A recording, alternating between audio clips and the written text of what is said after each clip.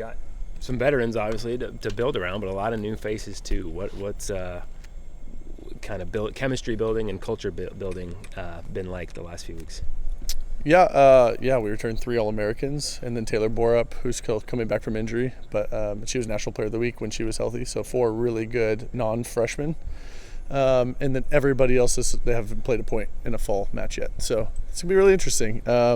Luckily, 3 came in early, so 2 of them came in January, and then Taylor Williams came after spring break, and then we were able to go to Europe this summer for 2 weeks, basically, so none of them are fresh freshmen, you know what I mean? It's like they've all had some sort of experience, which that was really good timing for us and was really helpful. So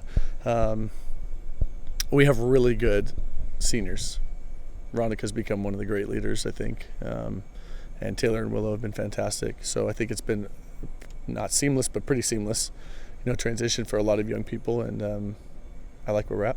From a chemistry perspective, obviously losing 2 of your big 3 with Lauren and Lindsay graduating. Yeah. What is kind of that been for Veronica to lose the 2 best friends like that and then transition into that leadership role? She has to dance by herself. So, and she probably doesn't mind that very much, I think for sure she lost 2 of her best friends, but Lindsay and Lauren are both overseas right now, and they just got there this week, and now they're playing pro, and I think that's a great thing for Veronica to see, where she wants to be a few months from now. So I think that's no negatives, and I think kind of the fun part about college is how you rotate through the cycle of players, of student athletes. So now we get to get tight with younger people, and you develop those relationships. I feel like her and Kylie have really hit it off. Her and Carson have become close, so now all of a sudden she's with some of the younger players and she's getting to be a mentor for them, like Lauren and Lindsay were for her. So I think I love it. I love watching how that goes and how she steps up. She's outgoing and she is charismatic, but that doesn't mean Veronica? Yeah, that doesn't mean by definition you're going to be a great leader and that people are going to listen to what you have to say. Were there any hurdles she had to overcome there, or is it something she's taken to naturally? Veronica really wants to win, and so she wants to figure out how to do that. So she's willing to do anything that she can do to make that happen. Hurdle, I think, with most people is we don't speak up because we think that I'm going to make a mistake, so I can't speak because I'm not perfect. So I think getting over the hurdle of her understanding, like, you're still going to make mistakes and that's okay, but it's the type of mistakes and how we learn from them, and you still have to speak up anyway, just because it's a life lesson, not just a volleyball lesson, right? Is that we still need to speak up for what's right and what we want to achieve, even if we're not going to do it perfect ourselves. So I think that was probably her biggest goal. And it's funny because as outgoing as she can be, she's still kind of an introvert in some ways, and not so much anymore. Now she's really speaking up with the team, and she has us going in a great direction. So with the preseason polls that have come out, they seem to have a lot of respect for you and your program. Do you try to temper those expectations, or do you want to embrace those expectations? Yeah, I think again for us, we want to be better than we were last year. So the expectations aren't high enough. You know what I mean? So how do you balance that? How do you balance trying to be the best but not put so much pressure on yourself? We don't ever really talk about it within our group. We talk about, we know that we need to practice or act in a certain way for us to be successful enough to maybe have a chance to play in the last weekend of the year. That's kind of how we speak. It's never about numbers or things like that. So it's always it's always nice when people think you're good, or respect what you're doing. That's always a good thing. But ultimately we had so many ups and downs last year, but we finished where we want, where we were hoping to be in a position to finish. So I think for us that was a big learning lesson in understanding it's not about, this week we're ranked in the top 10, or she's National Player of the Week, or it's more of just, are we doing what we need to within the process to be playing our best ball at the end, and then hopefully having a chance now to go play pro. I don't think Lauren or August or Lindsay, I don't know what they were expecting going into last year, and then all of a sudden they're All-Americans, they get professional contracts, and so you just never know where it's going to take you. But if you're putting your head down and doing the work and trying to be a good person and a good teammate and getting grades and doing the whole thing, you have a really good shot of having a nice outcome. How much did the last weekend of last season resonate through the off season in terms of a motivator or anything like that? Yeah, I think one of my big goals for last year is I really wanted us to get in that second weekend because we hadn't been there since 14. We hadn't been in the Sweet 16 or in one of those matches where it's a bigger deal. It's a different feel. You feel very elite. You feel like you're really competing for something. Even the first 2 rounds are great, but it just doesn't have that same feel as when you get to the next level. And there's so many teams that aren't playing anymore. And then you want that, and you start competing for that, and you want to have that feeling again. And then the fact that we had the moment that we had, against Minnesota, at Minnesota, I mean, it couldn't have been you're just thirsty for it. You just want to keep going. And then the positive attention that you get from that, we don't have 5 All-Americans last year if we don't make that run. That just doesn't happen. But then a lot of people got to see us, that don't normally get to see us. We're in the Midwest, in Big Ten country, and all of a sudden you're getting, different eyes on you, and they see, wow, Oregon's pretty good, and that Ronica Stone's not bad, and that, you know what I mean? And so I think a lot of people see you for the first time, or really appreciate you maybe for the first time, and give you and your region and your conference even more respect. So. You're not talking about goals, but are you guys talking about goals, especially how far you guys went last year? And I guess what are your kind of overarching goals for this group this year? Yeah, I mean, we don't talk, we don't say like we need to win a national championship this year or we need to be in the Final Four. It's not like that, but it is, we are working in a way so that we can be champions. That's how we talk. And individually, hopefully they're striving to want to play pro or go on to be a professional in something. So again, trying to get them off the court to be acting in a way that is going to lead them to that and lead them to success. So no, we don't actually talk about banners or anything like that. Although there's only one in here and we'd like to be able to contribute, that's something we would like to be able to do. But are we working in a way that's going to let us be successful at the end? So. What kind of X factor is Taylor, given that when she did come in, as you mentioned, she was pretty spectacular, but just battling that injury all of last year, and then coming in to this year, what role do you foresee her playing if health is all okay?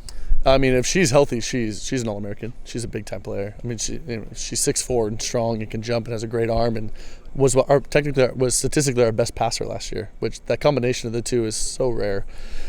She is really a really solid person. In the locker room, if we did like a popularity contest, she'd probably be number 1. So I mean, it's like she just has all those things for us. So if she doesn't make it back, it'd be a bummer. You get her another year, hopefully. But this team has an opportunity to be very special, and if she's able to come in and contribute how she can contribute, then I think that just adds a whole nother level to us. So. What kind of is that health outlook for her? So I mean, she had surgery as soon as season ended last year. It's an injury she's had since she was 8, and no one ever took care of it.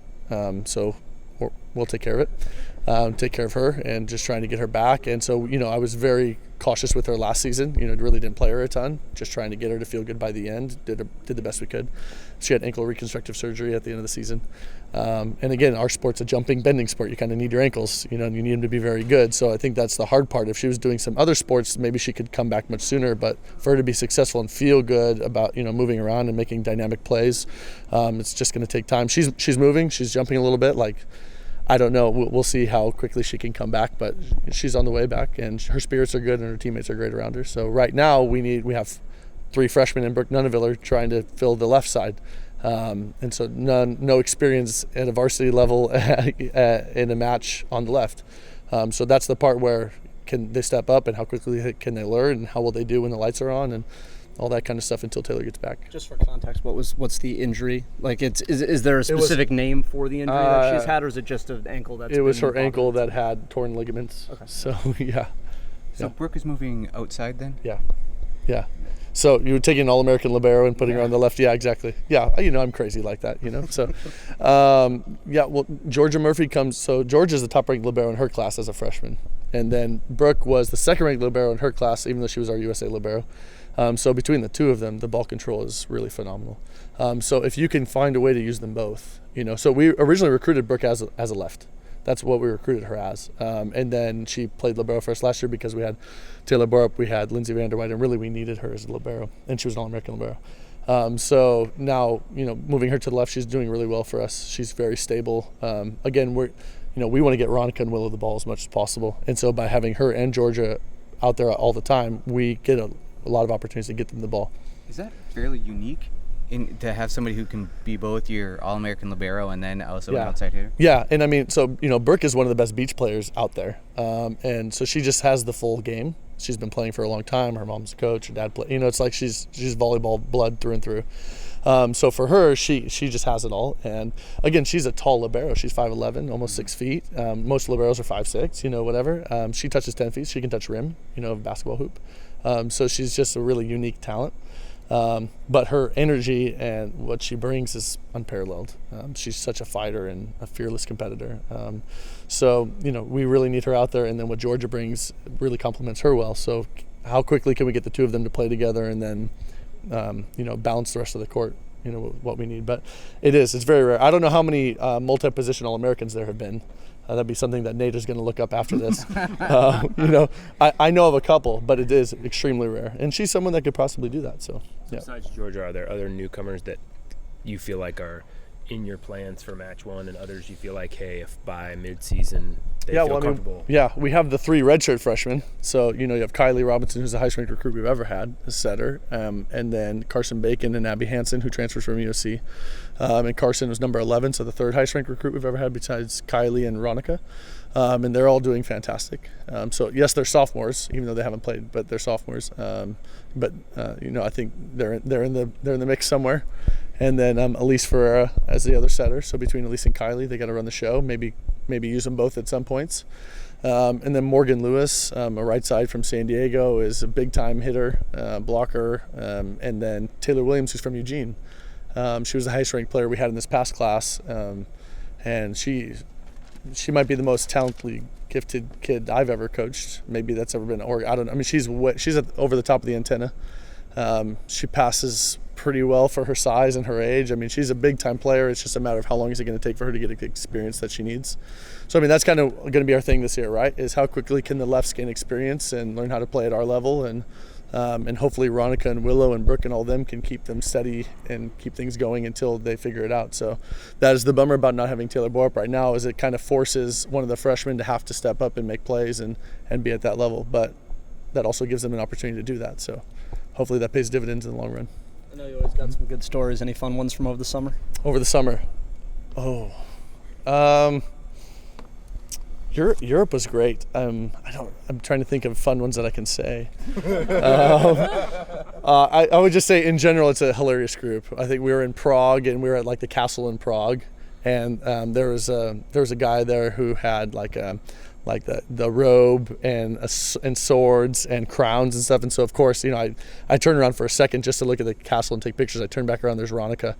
And she's got the full robe on. She's sitting on the throne, and she's got the sword up with the crown. And she got the whole thing. And then, they're all just egging her on, all hail Queen Ronica. She comes out and she does a little walk around the square. Everybody's like, who's the, yeah, that's my group, yeah. So, yeah, no, it was a great time,